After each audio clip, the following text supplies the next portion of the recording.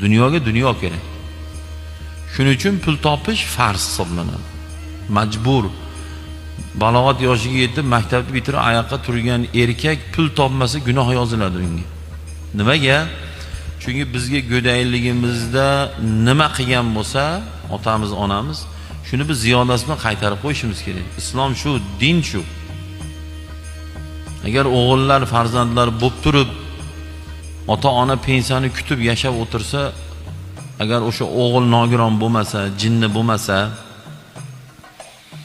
ishlayapti-yu, oz joyda oyliklik bilan ishlamayotgan bo'lsa, o'sha o'g'ilga gunoh yoziladi. Nimaga? Dadasini, onasini muhtoj qilib qo'yganligi uchun. Sharoiti bor, kuch-quvvati bor, kalla joyida, lekin dangasa.